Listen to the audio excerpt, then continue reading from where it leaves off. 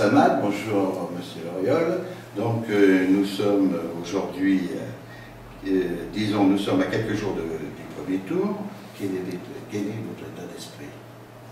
Écoutez, en ce qui me concerne, d'abord bonjour, merci de nous accueillir. Et en ce qui me concerne, je suis confiante. Confiante parce que nous avons mené depuis presque 2 mois une campagne électorale complètement pédagogique qui nous a permis de rencontrer, de sillonner notre canton et de rencontrer de très nombreux électeurs à qui nous avons expliqué quels étaient les enjeux de cette élection, quelle était l'importance de cette élection, en leur expliquant bien sûr quel était le rôle du Conseil général, parce qu'il est vrai qu'ils ne savaient pas toujours précisément en quoi consistait la fonction du Conseil général.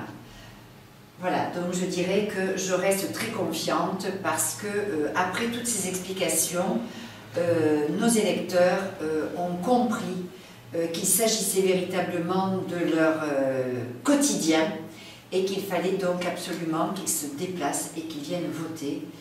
Donc nous avons reçu un très très bon accueil et j'en suis ravie et je reste très confiante parce que les électeurs savent aussi ce qu'ils doivent faire à l'instant T de l'élection.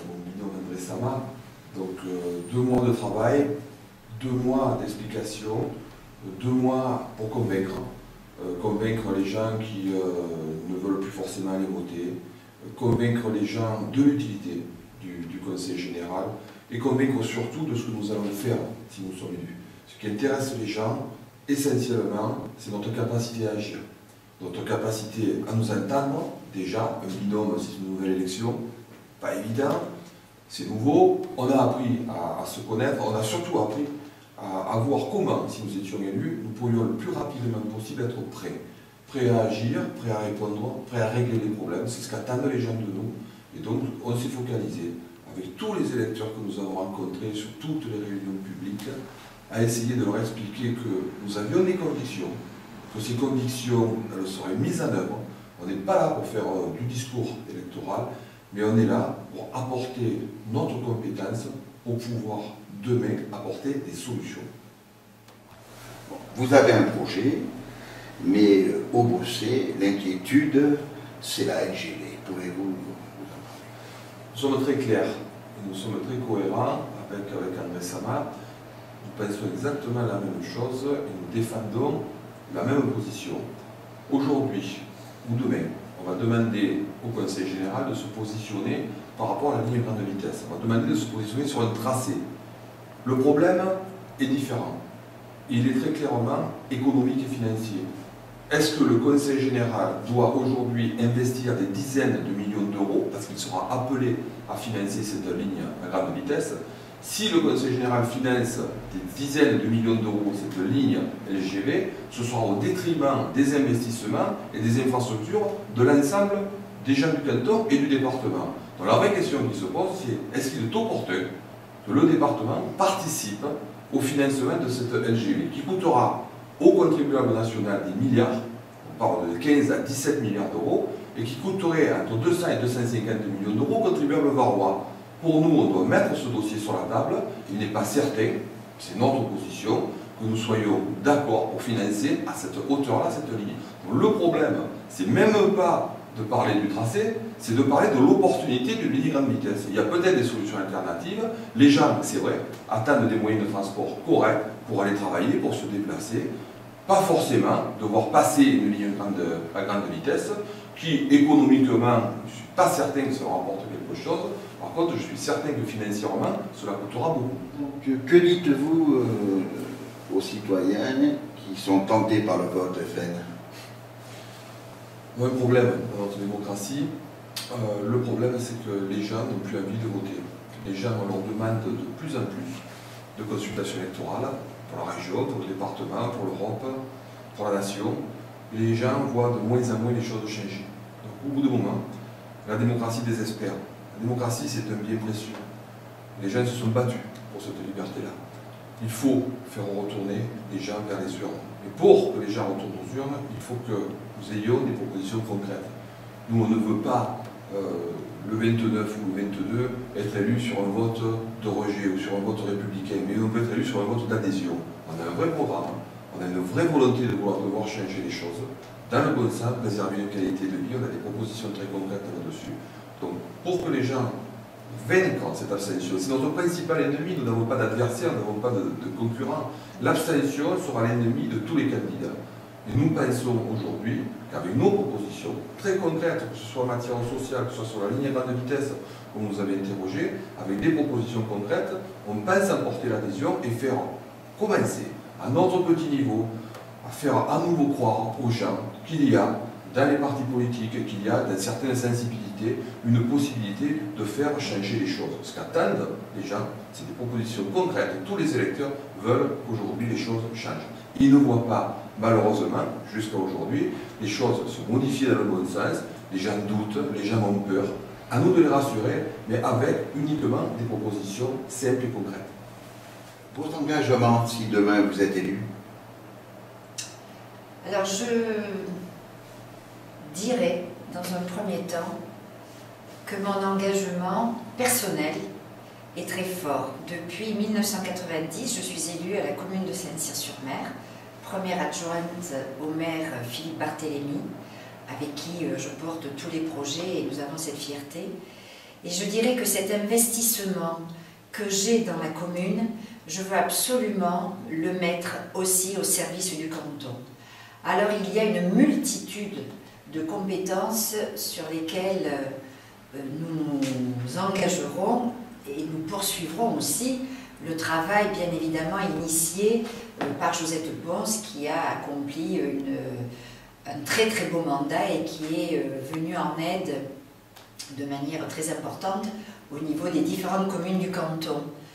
Mais donc, je dirais que je me pencherai davantage, puisque nous sommes un binôme, donc il faudra que nous nous partagions aussi les compétences et nous nous engagerons dans différentes commissions, mais à mon niveau, je privilégierai, donc si on m'en donne bien sûr la possibilité, mais c'est ce que je choisirai, le social, la jeunesse, de par, je dirais, ma profession, puisque j'étais professeur en collège, donc cette jeunesse pour laquelle aussi j'ai beaucoup travaillé au niveau de ma commune.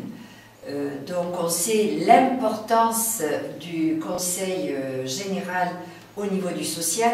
Ça commence par la petite enfance, l'aide à l'enfance en difficulté, la PMI, l'aide au niveau des crèches, très important pour ces jeunes ménages qui aujourd'hui doivent travailler et aussi assurer la garde des enfants.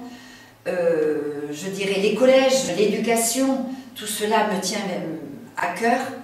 Le sport, puisque c'est aussi un domaine sur lequel j'ai beaucoup travaillé, mais le sport c'est la jeunesse, la culture c'est aussi la jeunesse et au-delà, mais aussi l'aide à nos personnes âgées. Nous savons aussi le rôle énorme du Conseil général au niveau de la perte d'autonomie, le handicap aussi, il ne faut pas oublier cette compétence au niveau du handicap, la formation, puisque c'est aussi le souci de la jeunesse, et bien évidemment, je dirais, une compétence qui est de nos jours très très importante, c'est l'emploi.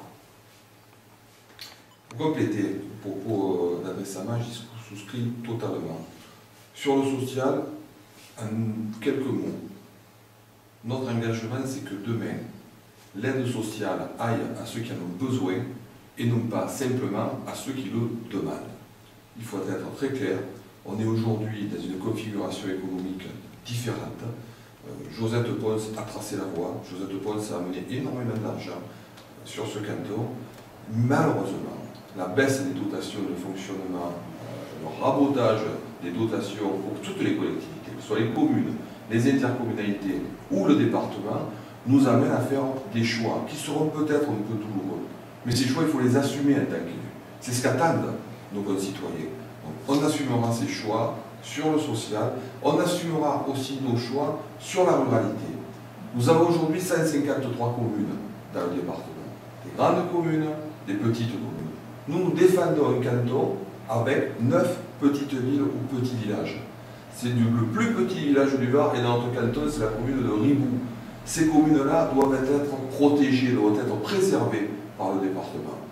Aujourd'hui, notre engagement, c'est de défendre cette ruralité, non pas contre les grandes agglomérations, mais pour faire respecter cet équilibre entre ces petits villages et ces petites villes et ces grandes agglomérations. Nous défendrons l'investissement dans ces petits villages, nous défendrons l'investissement et les projets de toutes ces communes pour que ce département, initié par Hubert Falco, qui a mis en place au départ cet équilibre, c'est lui qui l'a qualifié, ce département rural équilibré.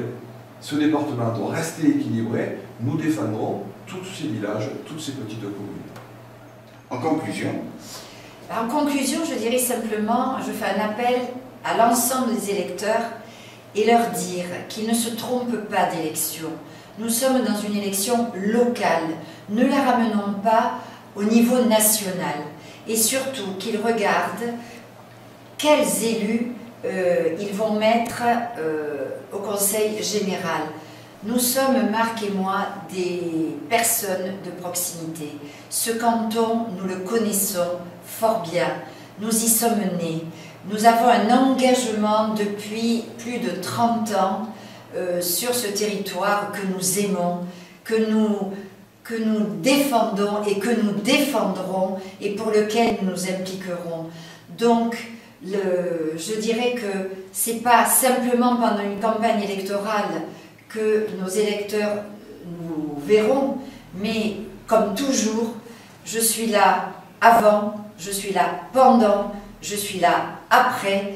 Je ne raconte pas de rêve, je n'apporte pas du rêve. Simplement, je veux que chaque fois que je rencontre les électeurs, je sois capable de les regarder droit dans les yeux comme je l'ai toujours fait, parce que nous avons un vrai discours, un discours honnête. Nous sommes des candidats de bon sens, des candidats responsables et des candidats de proximité. Alors, en ce qui me concerne, la politique, j'ai une référence en politique, c'est Josette Pons. Josette Pons m'a appris en politique l'honnêteté, le courage, la persévérance surtout, et surtout la fidélité à ses idées. On ne se renie pas. On n'est pas là pour faire une carrière politique, on aurait commencé beaucoup plus tôt. On est là réellement pour essayer de changer les choses. Essayer de changer les choses, c'est d'abord de convaincre les gens, les électeurs, de retourner vers les urnes. Retourner vers les urnes, c'est un devoir, c'est un droit acquis qui a coûté cher. Il faut se rappeler d'où cette nation vient. Il faut se rappeler de l'histoire de nos ancêtres qui se sont battus pour avoir ce droit de vote. Donc, ne regardons pas ce droit, considérons-le comme un devoir. Il faut que les gens viennent voter, qu'ils s'expriment pour la gauche, pour la droite, pour un parti, ou qu'ils s'expriment selon une conviction, mais pas pour un désespoir. Mais en tout cas, venez voter. Venez voter pour que cette démocratie vive, pour que ce département ait une légitimité, pour qu'on soit entendu aussi bien à Paris qu'à Marseille qu'au niveau de l'Europe. Si, le soir du 22 mars, nous avons un taux de participation correct, si les gens recommencent à croire à la politique, alors nous aurons déjà gagné la bataille.